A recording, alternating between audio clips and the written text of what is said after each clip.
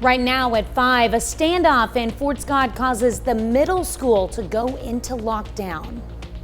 We've got ourselves an alert day today for some strong to severe thunderstorms. A couple of those possible this afternoon. Our biggest threat overnight tonight. We'll break it all down coming up.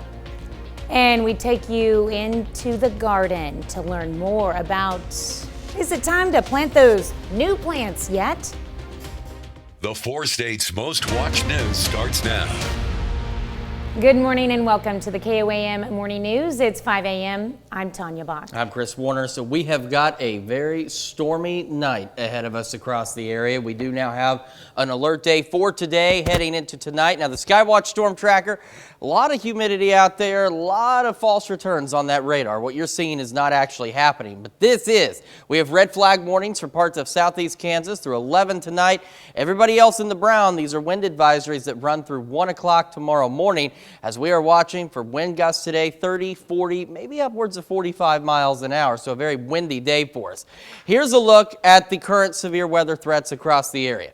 We still are holding on for a low tornado risk. Doug was talking about this last night. It is something we are keeping a very close eye on. So here you can see this actually does reach into that elevated and even enhanced risk area across here, but we're not too concerned yet about the tornado threat, but it's something we are keeping a close eye on.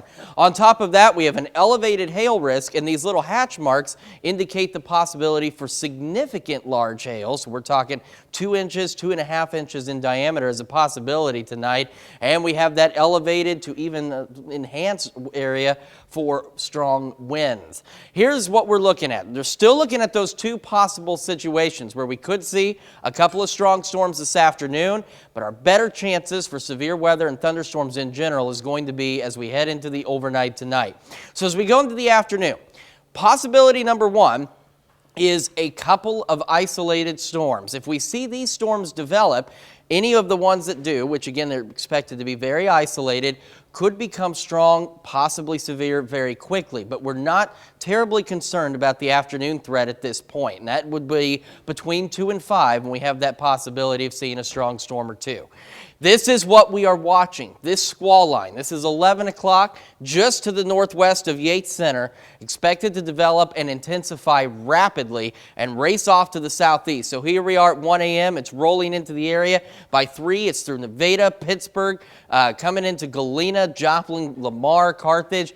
This is where our biggest severe threat is. We could see a couple of tornadoes within this squall line. We're also looking at that possibility of that very large hail and the damaging winds. And this is 4 a.m. as it rolls through the metro and out of our area by 6. Very mild, 73 in Joplin, south breeze at 25, gusting to 36. Quick look at temperatures, 72 Parsons, Pittsburgh, 74 Miami, 72 Neosho. And as we get our day started, once again, breezy, partly cloudy skies, 77 by late morning. Clouds increase, maybe a shower or 2, highs pushing once again into the lower 80s. We'll take a more in-depth look at this forecast and break down those storm chances once again here in just a few more minutes. All right, thank you, Chris.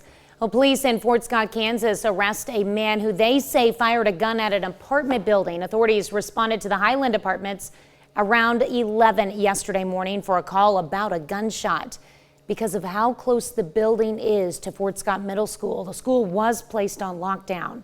Police set up a perimeter around the building and eventually got the suspect to exit his apartment.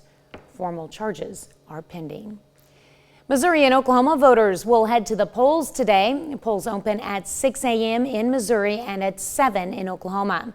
In addition to choosing new school board members in the Sooner State, some of the big issues include a school bond in Grove and a sales tax to benefit the Delaware County Sheriff. In Missouri, since the legalization of recreational marijuana in Missouri, several counties and cities will decide on local taxes for the drug.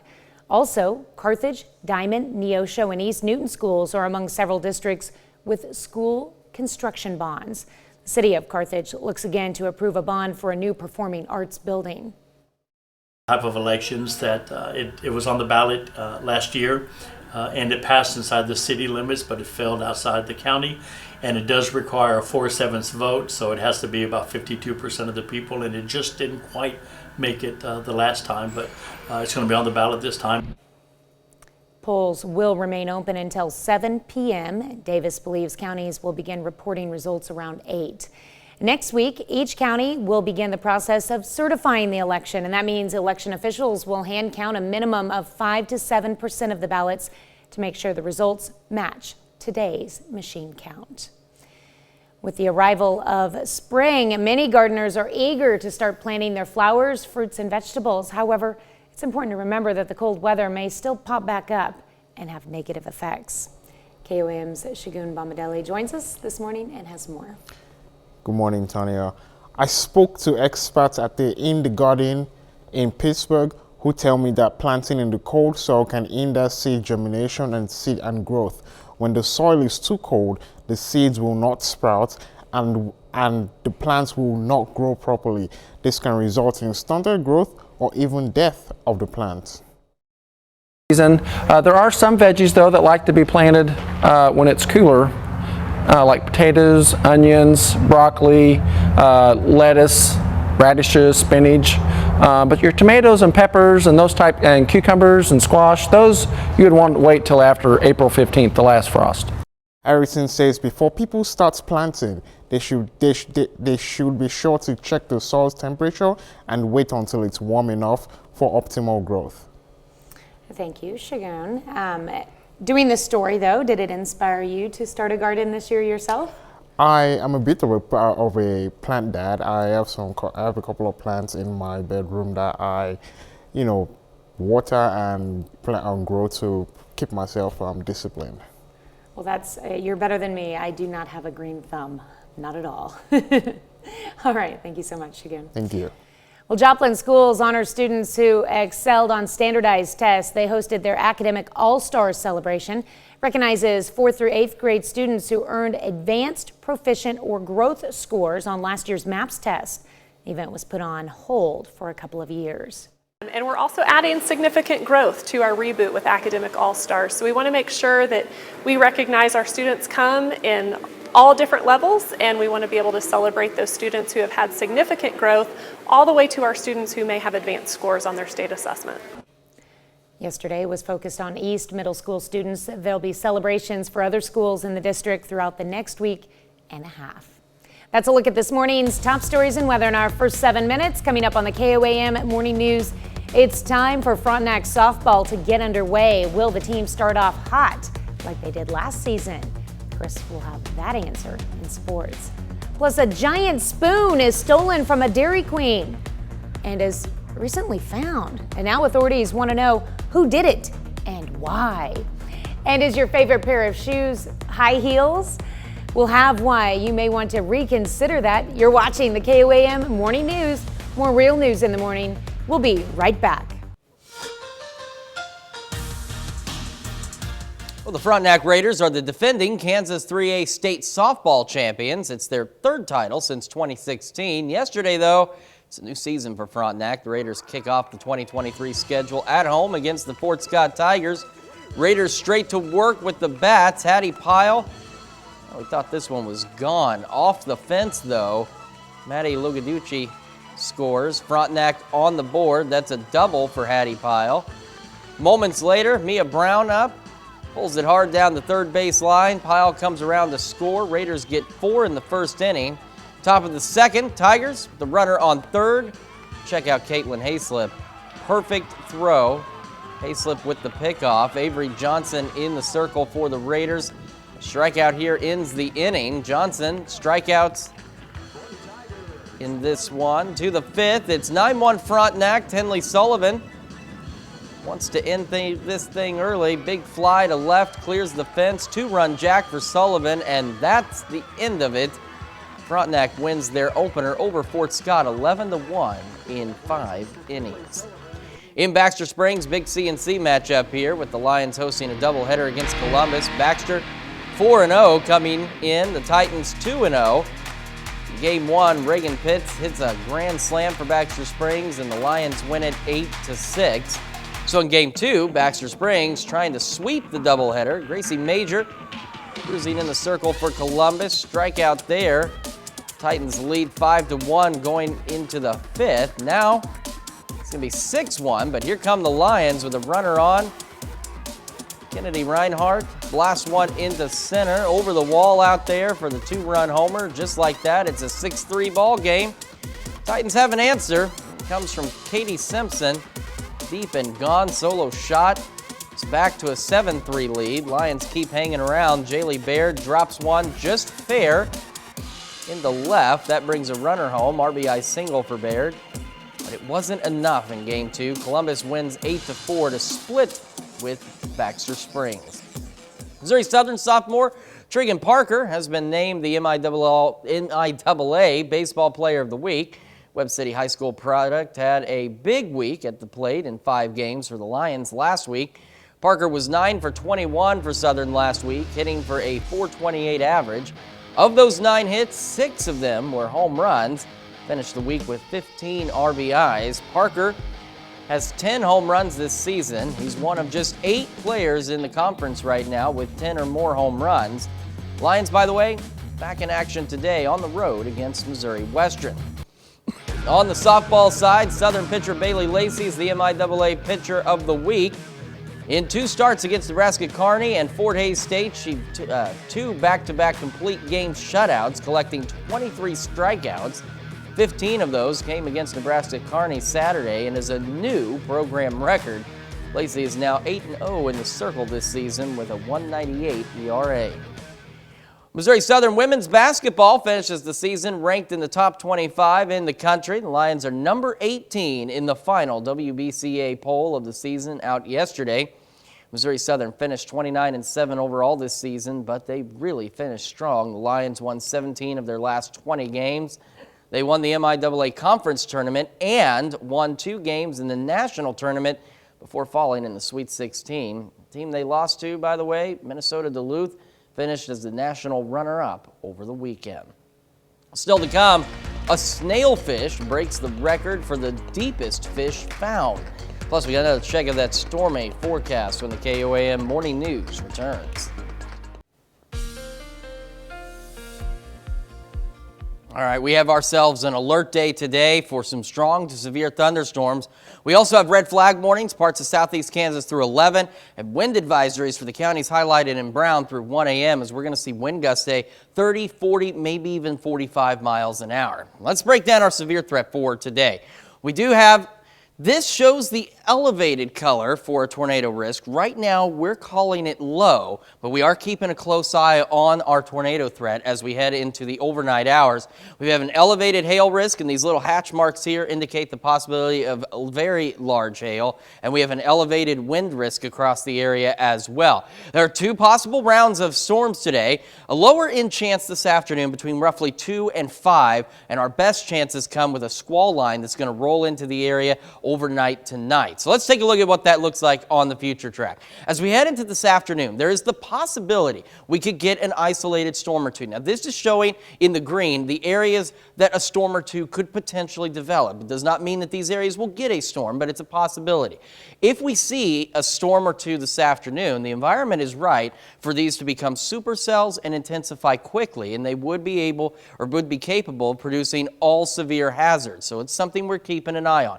The overall risk for the storms this afternoon is low, but it is there. Our biggest concern is as we head into the overnight. This guy right here, this squall line is looking to develop late tonight, and here it is at 11 just northwest of Yates Center and roll through the area. Here we are at 1 a.m. We go to 3 a.m., hitting through Pittsburgh, Nevada, Lamar, Galena, and just outside of Miami, Joplin, Carthage. By 4 a.m., it's rolling through the metro area, and by 6 a.m., it's off to our southeast for Monette, Cassville, Mount Vernon, Bentonville, and it will roll out of here and be done by 8. That squall line will be capable of all severe hazards as well. That's what we're keeping a close eye on as we head into tonight. We are very mild, 73 in Joplin. Check out this dew point of 64, humidity 73%, very, very muggy out there. South breeze at 25, gusting to 36. That's what we're talking about. It's going to be very breezy. A little cooler to the north, 70 Fort Scott, 68 Iola Yates Center, 73 Chatopa, 74 in Miami, and 72 Neosho and Carthage. As we get today started, we've got that alert day. We've got increasing clouds, partly cloudy by late morning, near 80 by 11. Temperatures once again in the lower 80s. Again, maybe a storm or two this afternoon, staying breezy. We stay breezy heading into the overnight. We stay mild up until 10 o'clock even, or at 75, but once the cold front passes through with that squall line, we drop back down to a low of 45. We're a little cooler tomorrow, 56, warming back up as we head toward Easter weekend, back into the 70s, maybe some evening storms Sunday, but the good news is Easter Day should be just fine. They should come later in the night. Well, the plot is as thick as a Dairy Queen blizzard. Who stole a 15-foot red spoon and why? As David Calatabiano reports, the massive utensil was found by a man playing a video game on his phone.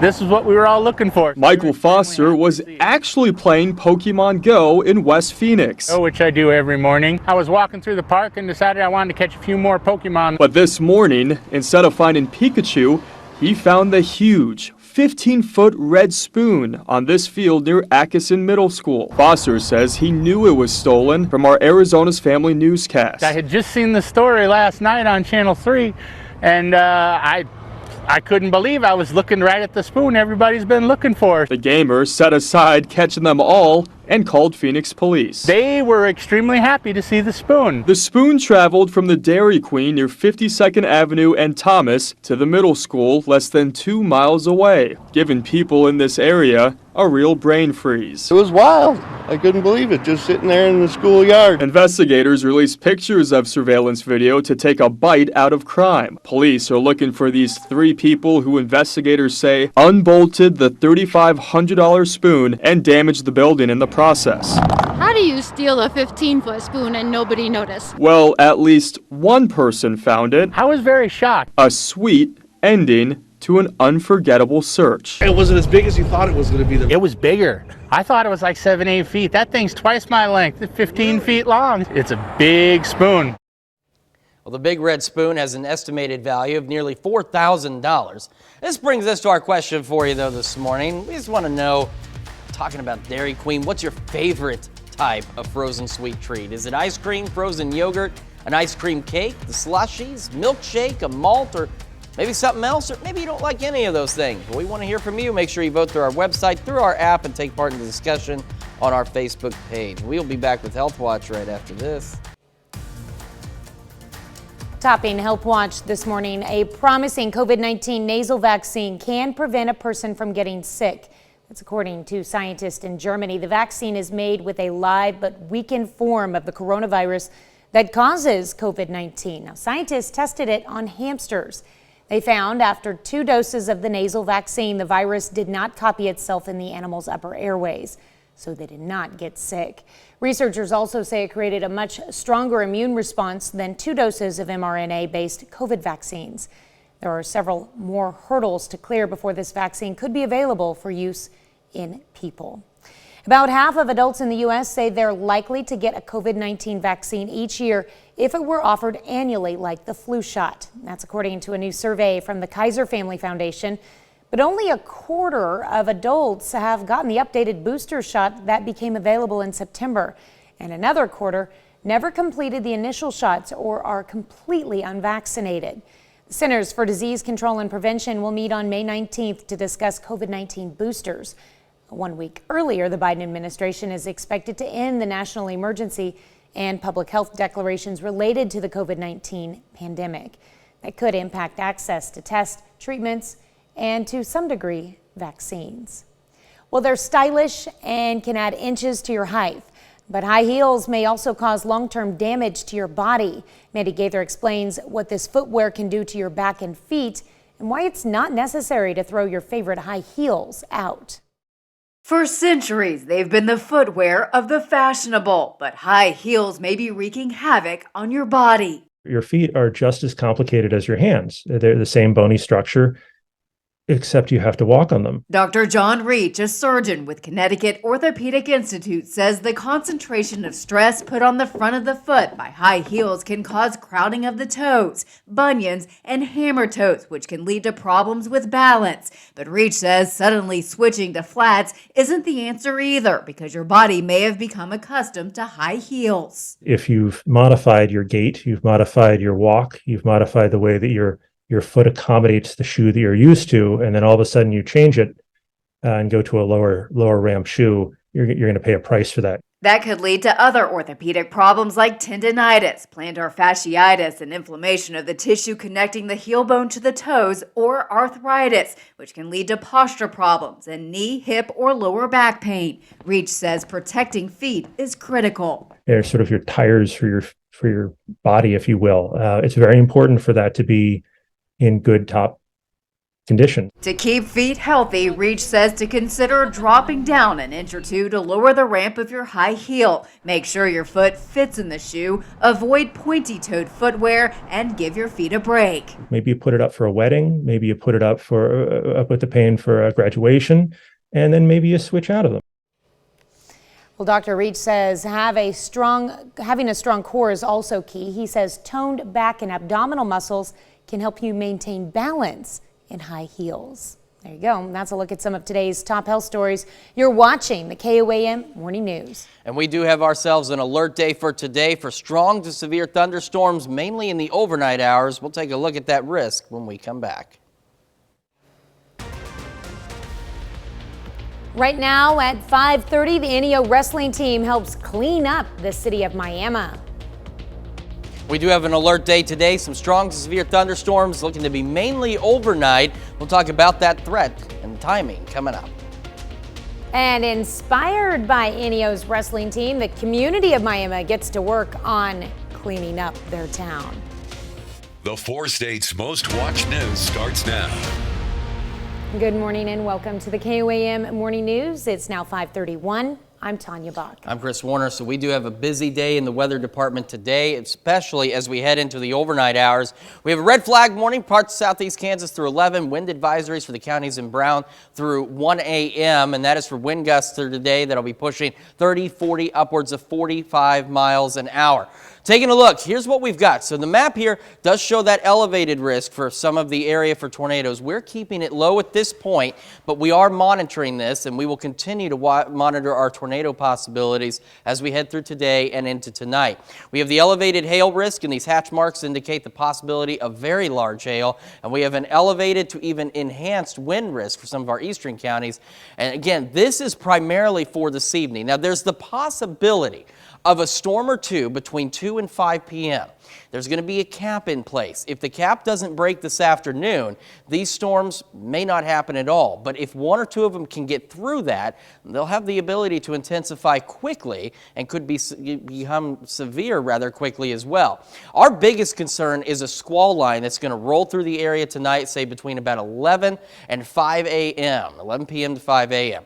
Let's look at this on timing. So these green areas are where this is showing the possibility that a storm or two could break the cap. This is not indicating everybody's going to get rain. This is simply saying we could see a storm or two in these areas. However, the overall confidence in the afternoon storms is relatively low at this point. If that changes, of course, we'll let you know right away. Our biggest concern is this squall line out to the northwest of Yates Center by 11 o'clock. It rolls through. All severe hazards look to be possible with this squall line, so we could have an embedded tornado or two. We're talking large hail to very large hail and strong damaging winds. By 3 a.m., here it is, Nevada, Lamar, Pittsburgh. By 4, it's rolling through the metro area. By 5 and 6, it's off to the southeast, Monette, Mount Vernon, Cassville, Bentonville, and by about 7, 8 o'clock, it is out of here. Right now, very mild, quite muggy. It's almost like an early summer day. 73 in Joplin, south breeze at 25, gusting to 36 already. Across the area, mild temperatures, 70 Iola, 72 Parsons, 74 Miami, 72 Neosho and Carthage. We'll have mostly clear skies to start, partly cloudy by late morning, near 80 by 11 o'clock. But temperatures are going to cap out in the lower 80s today. We'll have those cloudy skies with increasing clouds, lower 80s again for the highs, breezy, and we could see a stray storm or two this afternoon. We'll keep an eye on that. We stay very mild, 10 o'clock down to 75. It won't be until that squall line rolls through with the cold front that temperatures drop, and when they do, they will drop back down to 45. And that kicks us a little cooler tomorrow, 56. Warming up, 60 Thursday, 66 Friday. Got a nice weekend for Easter. Easter Day, we have some evening thunderstorm chances. Easter itself looking to be just fine if you have egg hunts planned or anything like that, 72. These storms should come in later in the evening. We're 69 by Monday. So again, we'll continue to monitor the storm chances through the morning. We'll bring you the latest as the day goes on. Tanya? All right, thanks, Chris.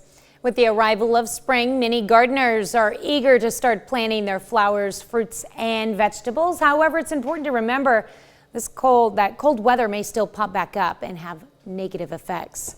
KOAM's Shagun Bomadelli joins us early this morning and has more. Good morning, Shagun. Good morning, Tanya.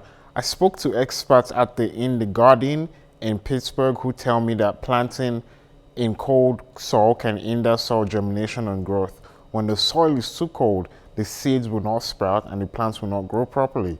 This can result in stunted growth or even the death of the plants.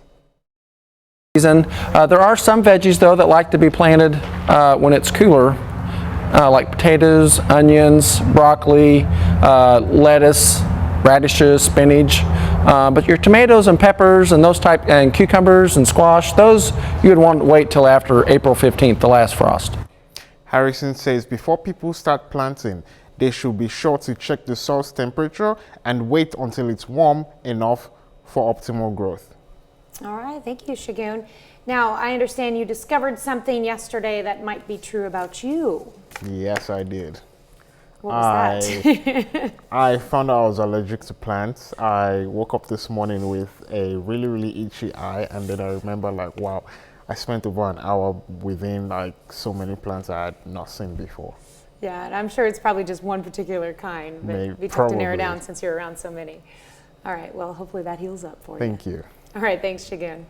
Well, a small act of kindness went viral to help clean up the town of Miami, Oklahoma. A Facebook group that started with 13 members now has more than 25,000, using the power of social media to encourage, share, and spread kindness.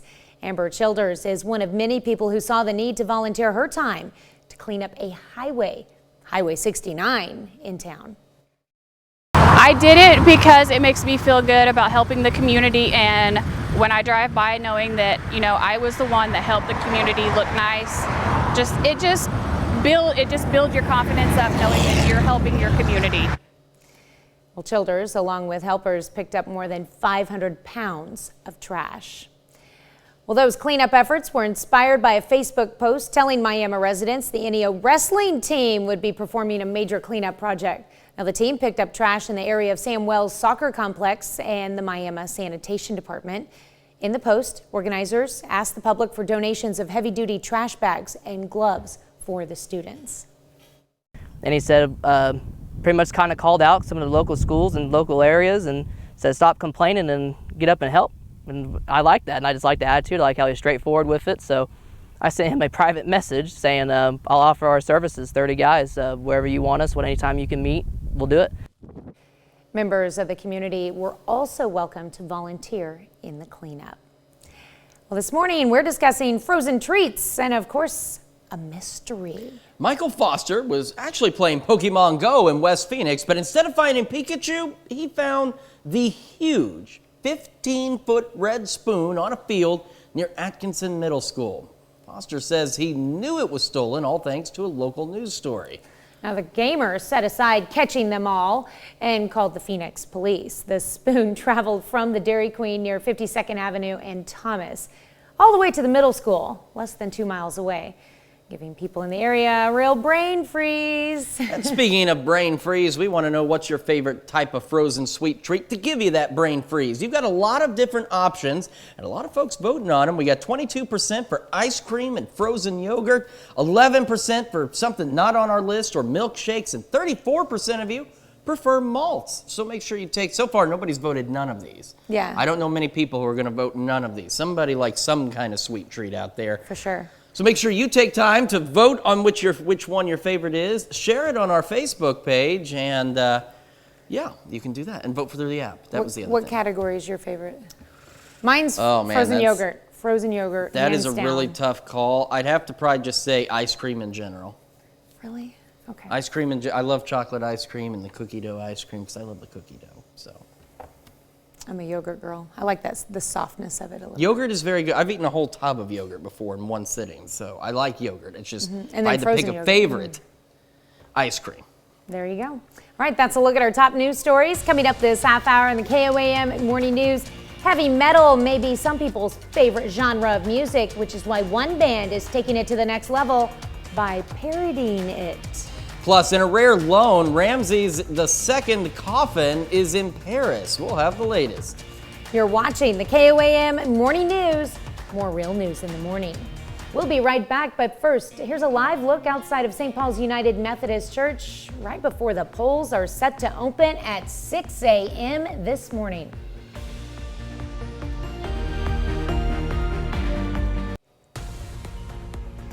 Topping World Watch, 4 people found dead in front of one of the most renowned hotels in the resort city of Cancun, Mexico. The victims' identities are still unknown. Their bodies were found in an area near the beach. Authorities say 2 people have been arrested, but no further information has been released. The deaths occurred at the beginning of one of the resort's busiest tourist seasons. Last month, the State Department issued a travel alert for Americans planning to spend spring break in the Mexican Caribbean, including Cancun, because of drug and gang-related violence. Wall Street Journal reporter Evan Gershkovich appeals his arrest in Russia, and that's according to a Russian state news agency TASS. Now, TASS cited the press service of the Lefortovo court of Moscow, which took Gershkovich into custody last week. TASS reported the court received a complaint from Gershkovich's defense against the choice of a preventative measure in the form of detention. According to the Wall Street Journal's website, Gershkovich covers Russia, Ukraine, and the former Soviet Union. Gershkovich faces up to 20 years in prison on espionage charges. No date has been set for hearing the appeal. Well, France is taking steps to help people die with dignity. French President Emmanuel Macron announced on Monday he will draft a bill legalizing end-of-life options. The move comes after a report released Sunday indicates most French citizens support legalizing medically assisted suicide and euthanasia for adults. In a speech at the presidential palace, Macron did not provide details on the legislation, but vowed the measures will be restricted to patients suffering from incurable illnesses associated with physical and emotional suffering. He added the proposed measures would not apply to terminally ill children. A 2016 French law allows doctors to keep terminally ill patients sedated before death, but stops short of allowing assisted suicide and euthanasia. The coffin of a revered Egyptian pharaoh is on display in France. The coffin of Pharaoh Ramses II was unveiled in Paris on Monday on a rare loan from Egypt. The pharaoh, commonly known as Ramses the Great, was the 3rd ruler of the 19th dynasty. He is often regarded as the greatest, most celebrated, and most powerful pharaoh of the New Kingdom. The coffin bears the marks of its 3,000-year-old history. It's part of an exhibition including over 180 objects from the kingdom of Pharaoh Ramses II, which will be showcased through September. Now, some of the objects will be exhibited for the first time outside of Egypt. Scientists have recorded the deepest ever fish. Last September, a sea robot filmed this snailfish just above the seabed off of Japan at a depth of 27,000 feet. Scientists also physically caught 2 other fish at 26,000 feet. That's a new record for the deepest catch. The fish have tiny eyes, a translucent body, and no swim bladder. Scientists from the University of Western Australia and Tokyo University of Marine Science and Technology released the footage. It's part of a 10-year study into the deepest fish populations in the world. Let's look at some of your biggest headlines from around the world. We'll be right back. All right, we've got ourselves some red flag warnings in parts of southeast Kansas through 11 o'clock. Wind advisories for the counties in Brown through 1 a.m. We're looking at wind gusts today upwards of 45 miles an hour. We also have an alert day today for the possibility of some strong to severe thunderstorms, especially as we head into tonight. Now, this shows an elevated risk and even an enhanced risk for tornadoes across the area. We're keeping it low right now because there's still some uncertainty on this, but we are keeping a very close eye on that as we head through the rest of today. We also have an elevated risk for hail. These hatch marks across the area indicate the possibility of very large hail. We're talking 2.5 inches in diameter, tennis ball size here. And we've got an elevated to even enhanced wind risk across the area as well. There are 2 possibilities of storms today. There's a low-end chance of a strong storm or 2 between roughly 2 and 5 p.m. Our best chances come overnight tonight with a squall line that's expected to make its way through the area in the early morning hours of Wednesday. So the green shows where storms could be possible. This is not saying everybody under the green is getting rain, but you see between 2 and 5, there is that possibility. We're going to have a cap in place, and what that does is that stops storms from developing. But there's the possibility that 1 or 2 of those could break on through that, and if they did, they would be able to intensify very rapidly as the conditions otherwise are very favorable for severe storms today. So we'll keep an eye on that this afternoon. We get that pause. Our biggest concern is that squall line tonight. Here it is about 11 o'clock just northwest of Yates Center.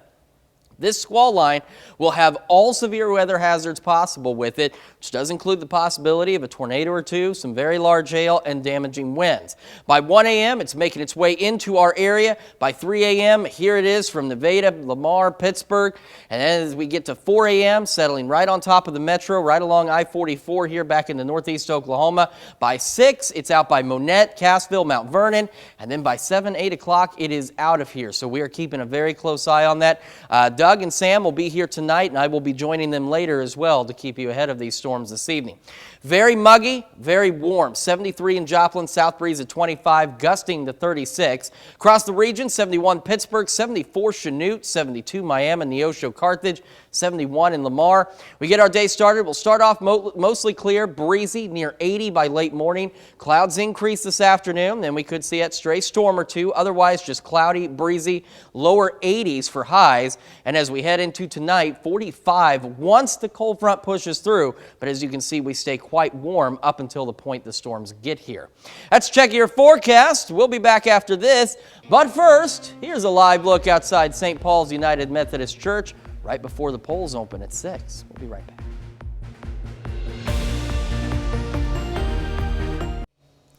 Well, this next story may feel like a joke, but we assure you this is a real band, a comedy metal band from Italy. Rick Damigella tries to keep a straight face in this story. Hypothermia, Cuba Libre Midnight Sun, summer fiesta at Ragnarok Beach. They scored a viral hit with Norwegian reggaeton.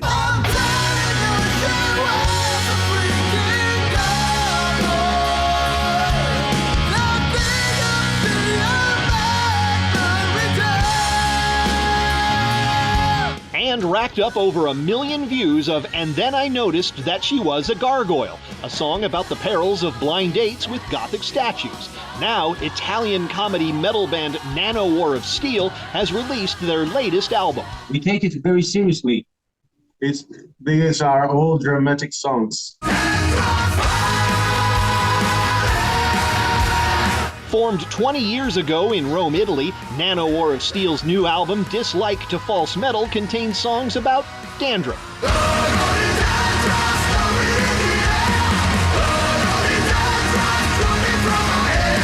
And the band's penchant for blending music genres. We are not a typical metal band. We play genre fluid metal.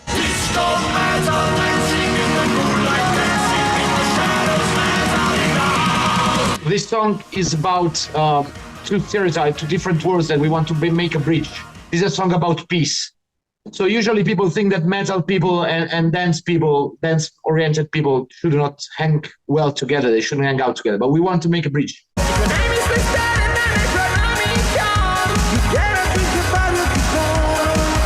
Rocking out and laughing in Hollywood, I'm Rick Damigella. That looks like fun. All right, we'll be right back, but first here's a live look outside of St. Paul's United Methodist Church. Polls open this morning at 6 a.m.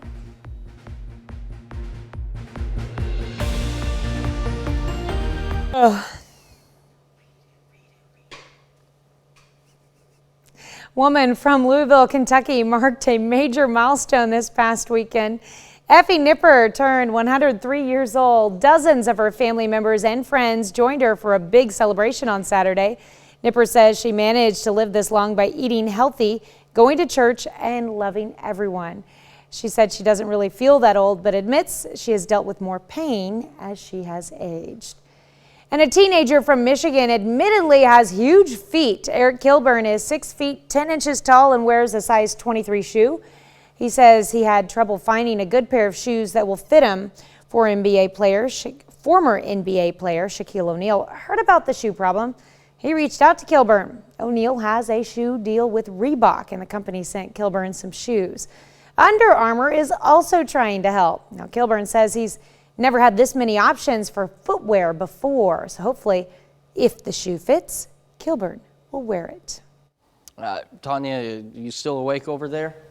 Yeah, Okay. I didn't hear my standby, that's all. It's hard not to yawn this early in the morning, but you will not be yawning as the day goes on. We do have that alert day today for some strong to severe thunderstorms tonight. And as we get our day started, wind advisories, wind gusts 30, 40, maybe 45 miles an hour. Partly cloudy by late morning, near 80 by late morning. Highs only push into the lower 80s today, like yesterday. Could see a stray storm or two this afternoon. We're keeping an eye on that. Chances low, but it's there. We're keeping an eye on it for you. Otherwise, cloudy and breezy. We head into this evening, and we stay mild. There's a big contrast in these temperatures from here to here, 75 at 10.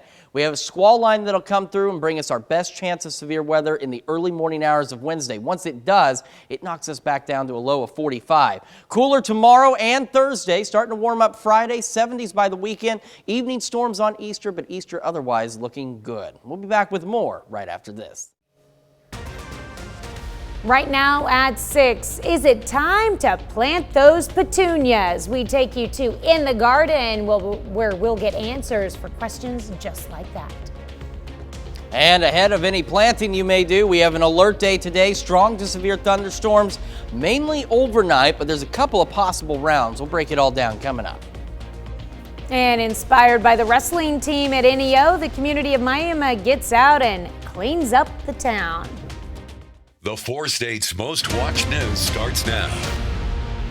Good morning and welcome to the KOAM Morning News. I'm Tanya Bach. I'm Chris Warner. We're very mild. We're very muggy this morning, and that is ahead of some strong, possibly severe thunderstorms that we're expecting tonight. And ahead of that, we also have to deal with some gusty winds again. We have red flag warnings in parts of southeast Kansas through 11 tonight, and then kicking in this afternoon, running through 1 a.m. We have wind advisories for all the counties in brown, and what's nice is all the weather service agencies that cover this area have matched up on time. All of them expire at 1 a.m. We're watching severe thunderstorm chances. Let's back this up here. We have on the map an elevated to even enhanced possibility of tornadoes across the area. We're keeping the threat low right now. There's still a few questions on this and how this will transpire, but it is something we're watching very closely. We do have the elevated risk for hail. These hatch marks indicate the possibility of very large hail. We're talking up to tennis ball size hail, and we're also looking at an elevated to even enhanced risk for strong damaging winds tonight. Round 1 of the storms, if we see them, could come this afternoon between roughly 2 and 5. This is a pretty low possibility, but there is that remote chance we could get a storm or two. Our better chances come overnight as we see a squall line roll through the area early Wednesday morning.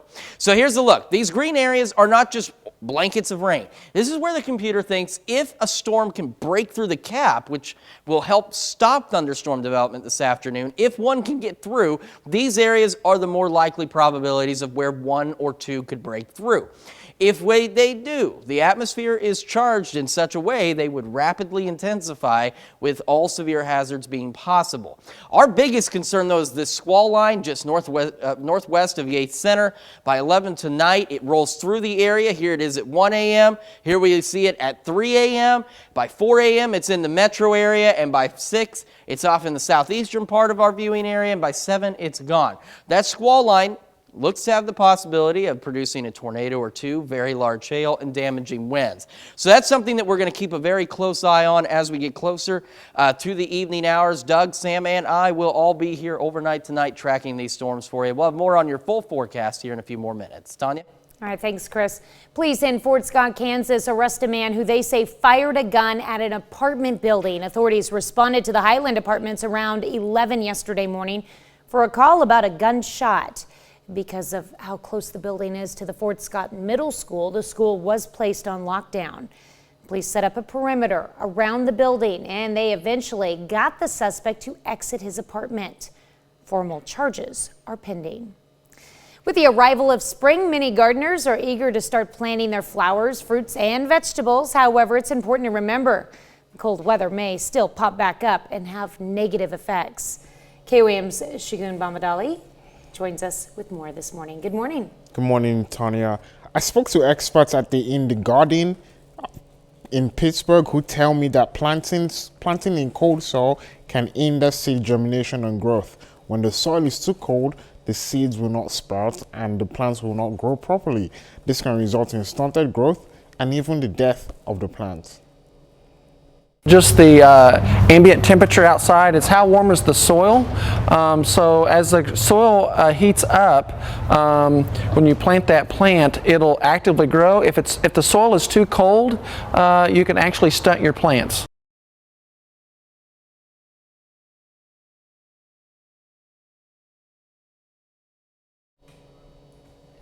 Harrison says before people start planting, they should be sure to check the soil temperature and wait until it's warm enough for optimal growth.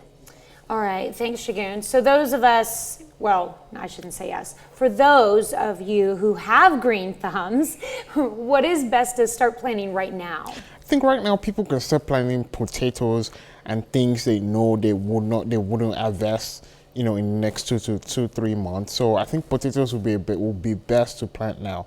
And when I say plant, I don't mean just leave, the soil open. You can cover it with like trash bags or something that will not allow the wind or flood sweep it away. What about planting things indoors and then bringing them out when the soil does warm up? That's a very good idea too. Like I said, I also have a little plant where I water, and when I see the winds are clear, I put it back outside. There you go. All right, thank you so much, Shagun. Thank you.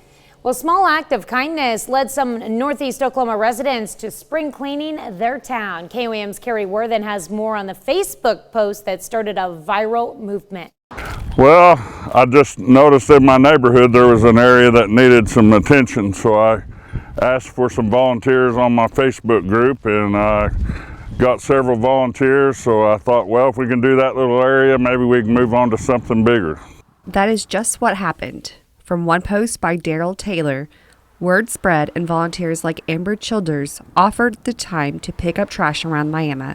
Daryl Taylor had a list of places that he wanted cleaned, so I offered to pick one. I picked the one on Highway 69 from Tractor Supply to Jake's Fireworks, and that one took me, I started from 2 p.m., finished about 5:45 in the evening.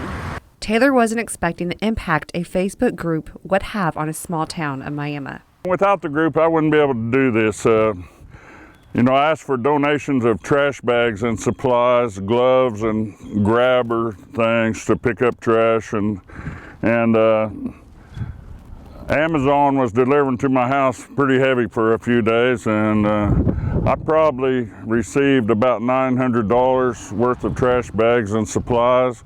But it wasn't all just for social media clout. I did it because it makes me feel good about helping the community, and when I drive by knowing that, I was the one that helped the community look nice, it just builds your confidence up knowing that you're helping your community.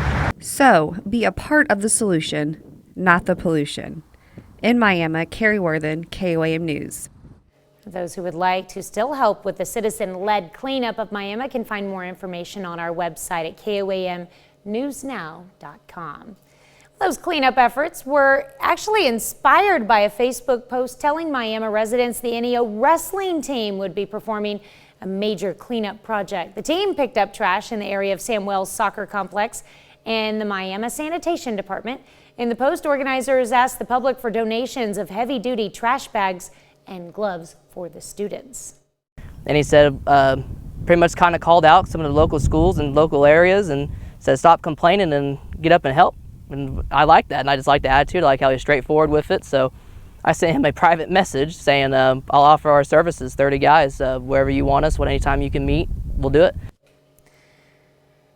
Members of the community were also welcome to volunteer in the cleanup. And that's a look at this morning's top stories and weather in our first 7 minutes. Coming up on the KOAM Morning News, new details come out about the shooting in Nashville alongside what actions students are demanding from lawmakers. Plus, why poor sleep can cause you to get asthma. And Chris will keep you up to date on those incoming storms in the Skywatch Weather Center. You're watching the KOAM Morning News. More real news in the morning. We'll be right back, but first, here's a live look outside of St. Paul's United Methodist Church as polls open up this morning.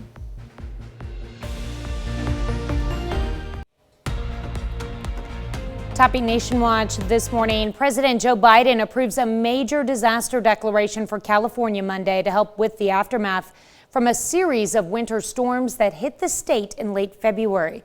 The declaration will make Californians in impacted counties eligible for support like housing assistance, food aid, counseling, and medical and legal services. Assistance can also include grants to cover uninsured property losses and help for business owners and certain private nonprofits. Federal funds are also available for the ongoing emergency response, recovery cost, and hazard mitigation. Right now, counties eligible for assistance are Kern, Mariposa, Monterey, San Benito, Santa Cruz, Tulare, and Tualatin counties. However, assistance could be expanded as damage assessments are completed in other areas.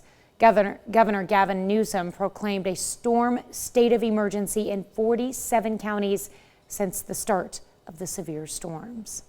Well, the manhunt for Roy McGrath ended with a deadly encounter for authorities. Maryland Governor Larry Hogan's former chief of staff died Monday after a confrontation with the FBI in Knoxville, Tennessee. That's according to McGrath's attorney. An attorney for McGrath's wife confirmed he died at a local hospital. No details have been given as to what exactly happened, but the FBI referred to the confrontation as a, quote, shooting incident.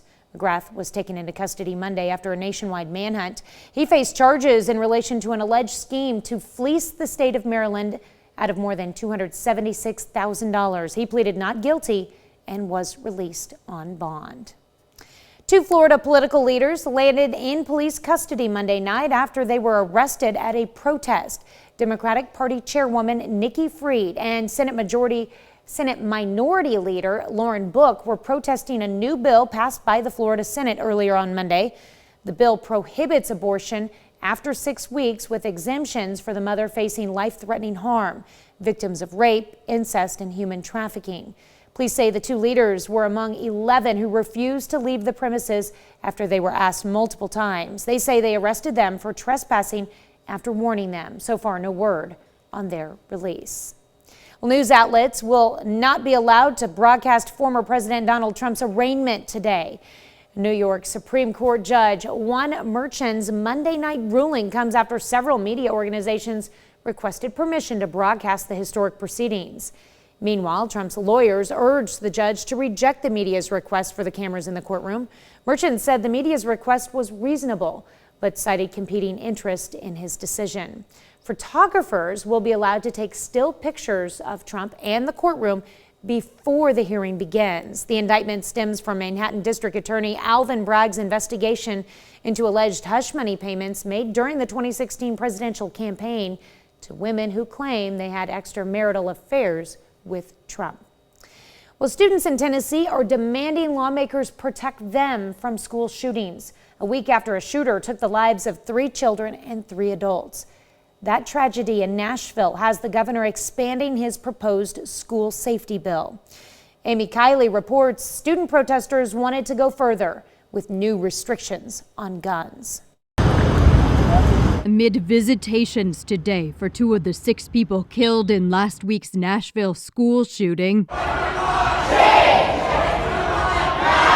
students are demanding those deaths not be in vain. If legislators really wanted to protect our kids, they would take action against what is killing every single day. Hundreds gathering at the state capitol yesterday to demand stricter gun laws. We know it's not drag queens. We know it's not books that is harming our children. It's guns, and we need action today. Tennessee Governor Bill Lee is expanding his school safety plan, but not by adding gun restrictions. Like the original bill, it would provide armed guards, enhance security, and boost mental health resources. It would add requirements for locking school doors and active shooter training for private guards. What could we have done better to prevent this from happening? Meanwhile, police now say the shooter acted alone and fired 152 rounds. They say the 28-year-old planned the attack for months, studying other mass murders.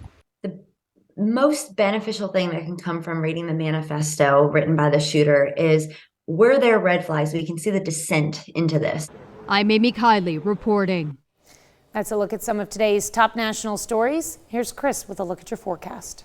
Yeah, we've got ourselves an alert day for us today as we are tracking the possibility of some strong to severe thunderstorms. We're going to take a look at all of that when the KOAM Morning News returns. Welcome back to the KOAM Morning News. Got an alert day today for strong to severe thunderstorms. Here's what the risks are looking like. Now, the map is showing elevated to even enhanced tornado risk later today. We're keeping it low because there's still some questions about this tornado threat, but it is something we're keeping a very close eye on. We also have an elevated hail risk, and these hatches indicate the possibility of very large hail. We're talking tennis ball size. And we have an elevated to even enhanced wind risk as we go through the day as well.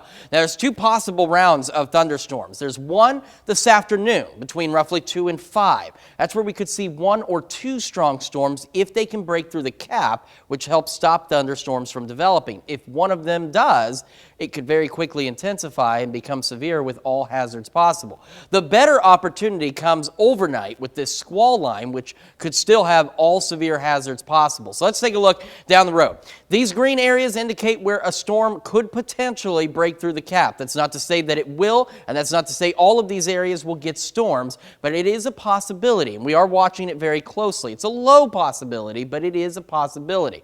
Our biggest concern, that squall line. Here it is, 11 o'clock.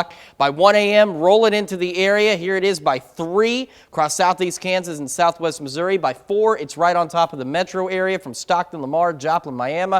By 6, it's down across Monette, Mount Vernon, Cassville, and Bentonville. And by 7, it is gone, and behind it gets cold.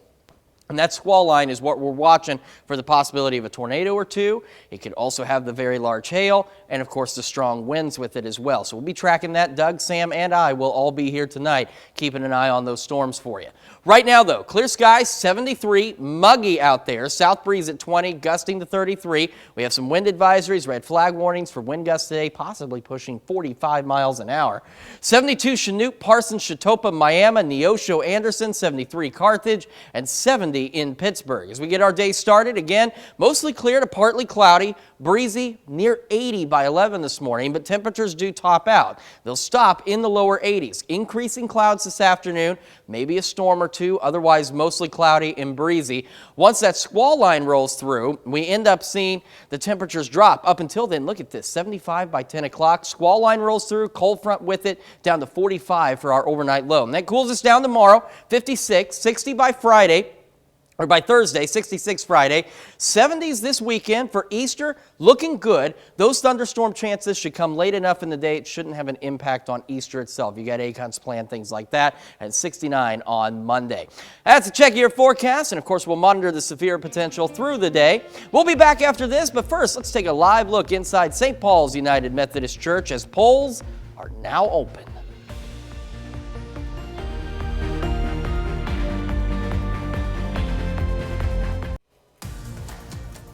Well, topping Health Watch this morning, a new program is offering Parkinson patients another way to stay active without spending a penny. Anita Roman has more. Open to the back, reverse. The music. And then up. So there's this one that kind of curves around. The moves. So we have our 2 times, and then we do 8. This is more than a dance class. Stepping out. Slide it in together. Tap shoulder twice. Tap twice. I've had Parkinson's diagnosed for about 5 years. For 1 hour on Wednesdays and Fridays, George Eckenrode is one of dozens of Parkinson's patients who practice their pliés at Ballet, Arizona. The program is offered in collaboration with the Muhammad Ali Parkinson's Center. The thing about Parkinson's is it's a neurodegenerative disease. The brain is affected, and when the brain is affected, everything is affected. And so those things that can affect your brain in a positive way, like dance, singing, being with friends, endorphins from running, swimming, any positive activity can get those things helping, and they help your brain. What helps your brain helps you with Parkinson's. Step out to second position, down. I've been dancing since I was 3, and so I have my dance background. And then my father had Parkinson's, and he had it for about well over 25 years. And so I was familiar with Parkinson's, and I decided to do 2 things that I'm very passionate about. Debbie Berganza is the dance instructor. She says movement is medicine and music heals. It gets them out of their isolation and into a studio with people that also have Parkinson's. And we work on balance, we work on stretching, we work on also the cognitive side, which is coordination and just learning different steps and learning different choreography every week. 1, 1. Circle the hands twice, down low. 1 more time, up high. Now hands to the corner. Dance has the power to connect the mind and the body, and George says it has done so much more for him. It is more than I could have expected. I can't believe that this is available for free for people like me. People living with HIV are 3 times more likely to develop depression and 10 times more likely to die by suicide in the first 2 years after diagnoses. That's according to a new study out of Denmark.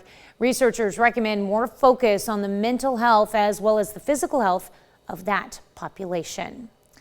Well, a large study in the United Kingdom finds people who are already at the highest genetic risk for asthma are more than twice as likely to be diagnosed with the condition if they also have poor sleep patterns. Conversely, researchers found a healthy sleep pattern might reduce the risk by more than 1/3. Well, many people who take cholesterol-lowering statins also experience muscle pain and weakness, but that doesn't mean they should not exercise. A new study from Mount Sinai in New York found statins did not make muscle symptoms worse after moderate intensity physical activity, such as walking. That's a look at some of today's top health stories. You're watching the KOAM Morning News. And we've got ourselves an alert day today for some strong to severe thunderstorms, possibly this afternoon, primarily overnight. We'll take a look at all that when we come back.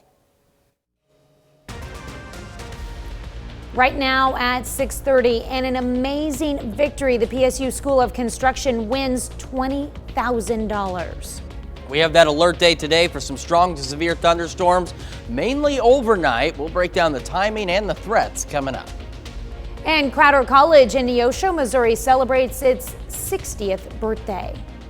The 4 states' most watched news starts now. Good morning and welcome to the KOAM Morning News. It's now 6:30. I'm Tanya Bach. I'm Chris Warner. It's very mild, a little bit muggy out there. Feels almost like an early morning in May, not in April. And we do have a severe threat that we are tracking today. We have red flag warnings for parts of southeast Kansas. They go until 11 o'clock. Wind advisories kicking in this afternoon for the counties in brown, and they all run through 1 o'clock tomorrow morning. That's for wind gusts pushing 30, 40, maybe 45 miles an hour. Here's what we're looking at. Now, the map shows the elevated to even enhanced risk for tornadoes across the area. We're keeping it low as we're keeping an eye on this possibility. There's some different questions about what will actually materialize, but we are keeping a very close eye on this possibility. We also have an elevated risk for hail. These hatch marks indicating the possibility of hail up to the size of tennis balls, and we have an elevated to even enhanced risk for damaging wind gusts. 2 possible rounds of severe weather. One between 2 and 5 today across the area. This will be very isolated and may not materialize at all, but our better chances with a squall line that's expected to roll through here between about 11 and 6 tonight into tomorrow morning. These green areas indicate where a thunderstorm or 2 could potentially break through the cap. We're expected to be capped, and that stops thunderstorms from developing through the afternoon. If 1 or 2 of them can punch through that cap, they will very quickly intensify as the atmosphere is just right for them, and all severe hazards would be possible. But in all honesty, even if they get through the cap, we're looking at maybe 1 or 2 strong storms. The bigger threat, that squall line, here it is 11 o'clock rolling into the area, 1 a.m., 3 a.m., 4 a.m., 6 a.m., and it's not until about 7 that it leaves the area. And that squall line is where our biggest concern for severe weather is, as we could see all severe hazards possible. All right, 69 Iola, 72 Chatopa, Miami, and Neosho. We're looking at those current conditions out there. We're going to be breezy, clouds slowly increasing near 80 by late morning. Temperatures later today, lower 80s.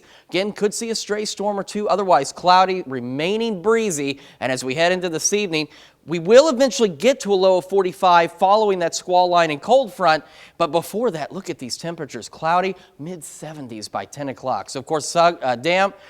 Goodness gracious, I'm combining names. Doug, Sam, and I will all be here through the overnight hours tracking these storms for you. Tanya? All right, got a busy night ahead of you, right, Chris? Yes, ma'am, we do. All right, thanks, Chris. Well, the Final Four wrapped up this weekend for basketball, but also academically. Students with the Pitt State School of Construction secured themselves a victory in a national competition. And not only did they get first place, they won $20,000. Earlier this month, the students traveled to the Final Four MCAA Student Chapter Competition in Phoenix. The team was one of 22 chapters out of 48 across the country to submit a proposal for a national energy project last fall. Now, the chapter won $10,000, and it will be matched by MCA of Kansas City, totaling $20,000. Congratulations. Well, Crowder College in Neosho, Missouri celebrates its 60th anniversary all week. There's also a Spirit Week with yesterday's theme asking students to dress like it's the 60s. Students were also able to get a special tour to learn about the school's history. April 2nd, 1963 is where the continuous school districts of McDonald and Newton County voted to become a community college tax district, creating Crowder College. And so we are celebrating throughout the week to be able to remember that effort. The rest of the Spirit Week includes wearing sports gear today, wearing bright clothing or bright colors on Wednesday, and wearing Crowder blue on Thursday. With the arrival of spring, many gardeners are eager to start planting their flowers, fruits, and vegetables. However, it's important to remember the cold weather may still pop back up and have negative effects. KOAM's Shagun Bamadelli joins us this morning with what he has learned. Good morning. Good morning, Tanya. I spoke to experts at the In the Garden greenhouse in Pittsburgh who suggest waiting until the soil's temperature reaches at least 50 degrees Fahrenheit before planting. This allows for proper seed germination and growth and also ensures that the plants will have the best chance of survival. Planting in cold soil can hinder seed germination and growth. When the soil is too cold, the seeds will not sprout and the plants will not grow properly. There are some veggies though that like to be planted when it's cooler, like potatoes, onions, broccoli, lettuce, radishes, spinach. But your tomatoes and peppers and those type, and cucumbers and squash, those you would want to wait till after April 15th, the last frost. Planting too early can result in stunted growth or even death of the plant. Just the ambient temperature outside, it's how warm is the soil. So as the soil heats up, when you plant that plant, it'll actively grow. If the soil is too cold, you can actually stunt your plants. A local hobby gardener says although there's still a chance of cold, she has started planting. I like to get started early, and I either cover up the pots, put all the pots together and cover them up with big trash bag, or I move them all to the garage. William says planting and gardening brings her joy. Grew up with my family, were big gardeners, mainly vegetable gardens, but a lot of flowers too. So I love to do it just for the fun and the exercise and the beauty. Harrison says before people start planting, they should be sure to check the soil's temperature and wait until it's warm enough for optimal growth. All right, thank you so much, Shagun. A question though, if someone has allergies, are there typical types of plants they can lean towards or stay away from? I totally do not know, but I know that if you have allergies, the first thing you need to do is, see your doctor and ask, hey, what type of allergies do I have and what type of plants can I stay away from, or what type of plants should I stay away from? I think now in the spring there will be more pulling out, so I think I'm allergic to something now. I really don't know. Hey, the swelling's going down.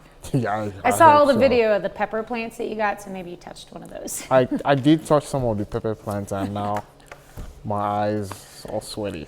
There you go. All right, thanks, Shagun. Thank you. Well, Joplin Schools honored students who excelled on standardized tests. They hosted their Academic All-Stars celebration. It recognizes 4th through 8th grade students who earned advanced, proficient, or growth scores on last year's MAP test. The event was put on hold for a couple of years.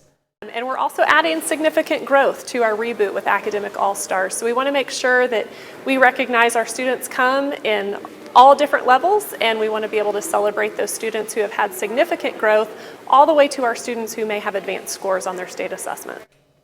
Yesterday was focused on East Middle School students, and there will be celebrations for other schools in the district throughout the next week and a half. That's a look at our top news stories coming up this half hour on the KOAM Morning News. Do you need to spring clean? Well, better start, as those old electronics you've been meaning to get rid of could earn you some cash. We explain.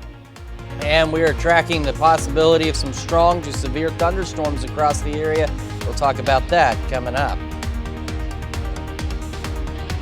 News in the morning.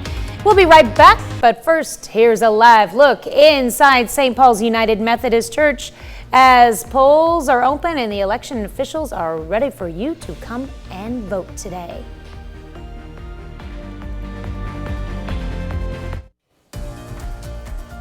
In Consumer Watch this morning, so many of us have a drawer full of old technology, from cell phones to tablets to headphones and more.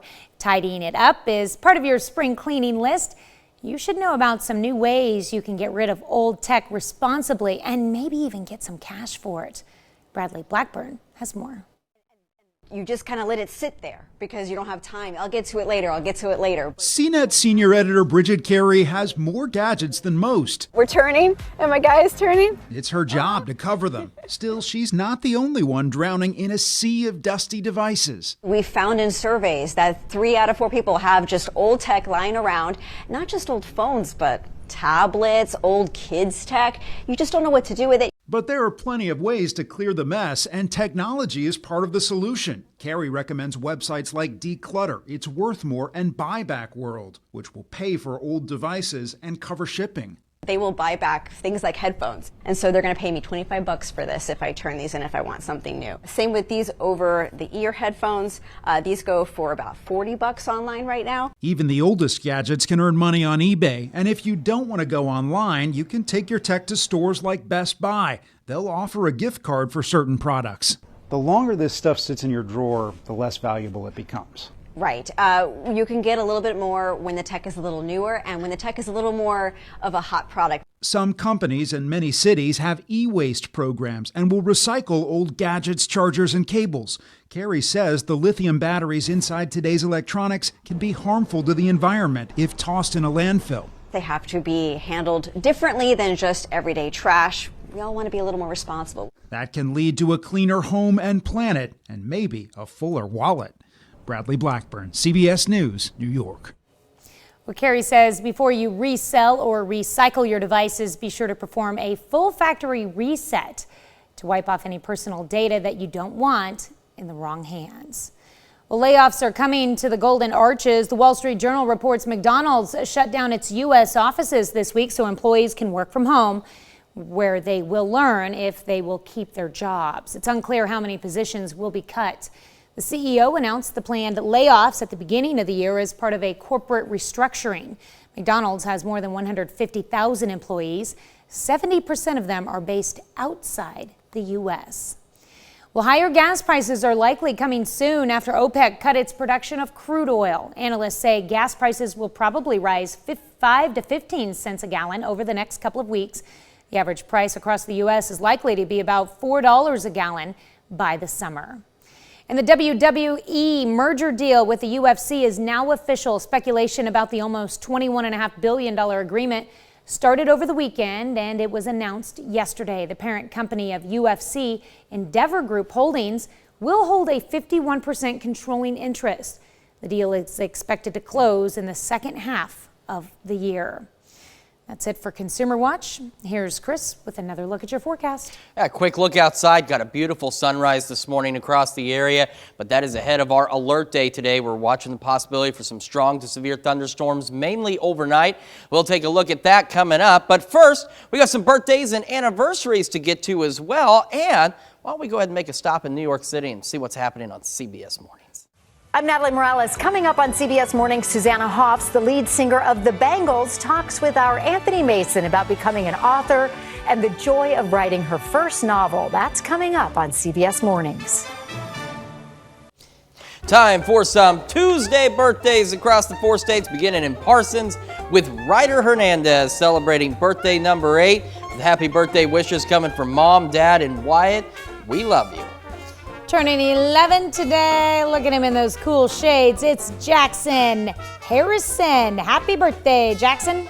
And we've got Chance Gillard celebrating birthday number 14. Happy birthday, Chance. Riley Barton turning 20 years old this year in Iola, Kansas. Happy birthday, Riley. And we've got Michelle Pryor celebrating birthday number 62. Happy birthday, Michelle. And Tom Smalley celebrating birthday number 80. I hope you have a wonderful day out in Independence. And we've got Cleo Jones celebrating birthday number 88 in Weir. And Cleo is a big PSU football fan, in case you couldn't tell. Happy birthday to you, Cleo. And that's him on the left. All right, and Betty Smith is turning 89 years old this year. I hope you have a wonderful birthday out in Cherokee. Wishes coming with love from her entire family. And we've got a relatively short birthday list. Tanya, how can people help us make it bigger? All they have to do is send us their pictures and names and all the details to this email, birthdays with an S, birthdays@KOAMnewsnow.com. And of course, while you're on our website, you can take time to sign up for the KOAM Birthday Club, get great deals from local businesses, and a special birthday message from your friends here at KOAM. Just head over to KOAMnewsnow.com, sign up for that birthday club today. All right, we've got an alert day today for strong to severe thunderstorms. We're looking at, on this map, showing an elevated to even enhanced risk for tornadoes. We're keeping it low for now. Some questions about this, but we are watching it very closely, and we'll have updates on this throughout the day. We also have the elevated risk for hail, and these hatch marks indicating the possibility of significant hail, which would be up to tennis ball size. And we've got an elevated to enhanced risk for strong damaging winds. 2 possible rounds of storms today. We're looking at a low-end chance of maybe a strong storm or 2 between about 2 and 5. There's going to be a cap in place this afternoon prohibiting thunderstorms from developing. But if 1 or 2 of them can get through that, that's when we could see them intensify quickly and all severe hazards would be possible. Our best chance comes tonight with a squall line expected to move through. So this afternoon, these green areas, not everybody's going to see rain under them. This is simply showing that there is the possibility in those areas for a thunderstorm or 2 to break the cap, but that's not very likely at this time. Here's that squall line, 11 o'clock just outside the area. Here it is at 1 a.m. rolling across southeast Kansas, 3 a.m. making it into southwest Missouri. By 4, it's on top of the metro, Lamar, Stockton, Miami. By 6, it's out in our southeastern counties, and by 7, it is out of here. And that squall line could potentially have all severe hazards possible, so something we are watching very closely. Doug, Sam, and I will all be here tonight tracking these storms. Very mild, muggy, 73 in Joplin, south breeze at 20, gusting to 33 across the area. Looks like this, 69, not 29 in Iola, 72 Chanute, Parsons, Chetopa, Miami, Neosho, 73 in Carthage, and 70 in Pittsburgh. So we get our day started. We also have wind advisories, red flag warnings. We're talking wind gusts upwards of 45 miles an hour. Mostly clear to start the day, near 80 by late morning, and then clouds build in, and our temperatures top out in the lower 80s across the area with that cloud cover. Again, maybe a storm or 2 this afternoon. We'll keep an eye on that for you. Tonight, we do eventually get down to 45 following the squall line and cold front, but ahead of that, look at these mild temperatures, still the mid-70s by 10 o'clock, cloudy and breezy. When the KOAM Morning News switches over to Fox 14, we'll take you to the movies and tell you what to expect for upcoming movies in April.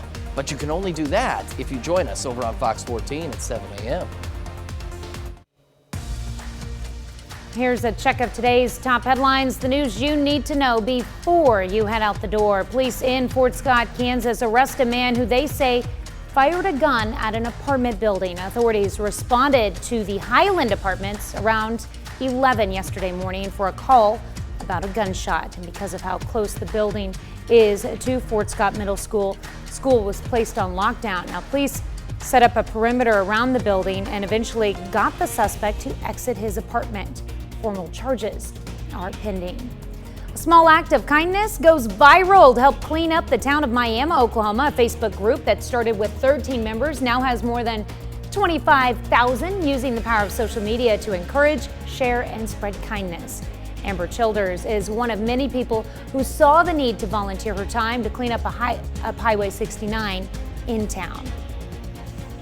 And those cleanup efforts also inspired by a Facebook post telling Miami residents the NEO wrestling team would be performing a major cleanup project. The team picked up trash in the area of Sam Wells Soccer Complex and Miami Sanitation Department. And the post organizers asked the public for donations of heavy-duty trash bags and gloves for the students. Well, Crowder College in Neosho, Missouri is celebrating its 60th anniversary all week long. The school's hosting a Spirit Week. Yesterday's theme asking students to dress like it's the 1960s. Students were also able to get a special tour to learn about the school's design and history. That's a check of today's top headlines, the news you need to know before you head out the door. We've got that alert day today for strong to severe thunderstorms primarily this evening. We also have wind advisories, red flag warnings out there as well. And that's for wind gusts today, pushing 20, 30, 40, potentially upwards of 45 miles an hour. We could potentially see a severe storm or two this afternoon. We've been talking about the cap, and what that is it's a lid on the atmosphere. When storms try and develop, they can't get through it. One or two of those storms later today could potentially break through that. Now, if they do, they would rapidly intensify and would be capable of all severe hazards. But this risk is relatively low. And even if we saw a storm, it'd be one, maybe two at best. And that's going to be between 2 and 5 this evening. Then, outside of that, we're going to have increasing clouds, cloudy skies, lower 80s yet again for highs today, and of course those breezy conditions. Then we head into tonight, and that's the second round of severe weather with a squall line between roughly 11 p.m. tonight and 6 a.m. tomorrow morning. That squall line is our biggest concern. There's much more confidence about that. That could have a couple of tornadoes possible, some large damaging hail, perhaps very large hail, and damaging wind gusts. So we'll be keeping a very close eye on that. And as I've mentioned, Doug, Sam, and I will all be here tonight keeping an eye on these storms and keeping you updated as they roll through.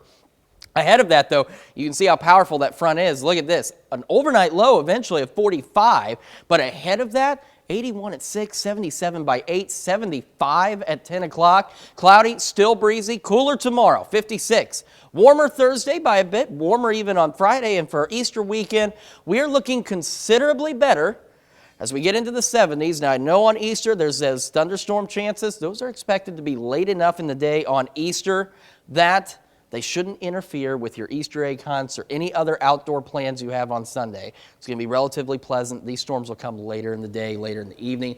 And then later on in the week, we're watching next Thursday for the potential for some additional severe weather across the area. So we've got a lot to watch, but again, our main problem tonight between 11 p.m., 6 a.m. tomorrow, and maybe this afternoon. We'll keep a close eye on all that for you. All right, definitely. Thanks, Chris. Well, coming up today at noon, we're making delicious drumsticks in the Mr. Food Test Kitchen. And your morning news continues on KOAM with CBS Mornings. After more than half a century, a 4-person crew will head to space. Coming up on CBS Mornings, you can meet the dream team chosen for the historic mission. Or you can switch on over with us on Fox 14, where your only local morning news continues. In this morning, Charlene Patton joins us all the way from Topeka. She's in our studio test kitchen to show us how to make apricot raisin hot cross buns. Plus, with nearly 45% of public schools nationwide having at least one vacant teaching position, we'll tell you how to meet we'll take you to meet the next generation of teachers despite being paid low and the responsibilities being higher than ever. We'll see you back here tomorrow.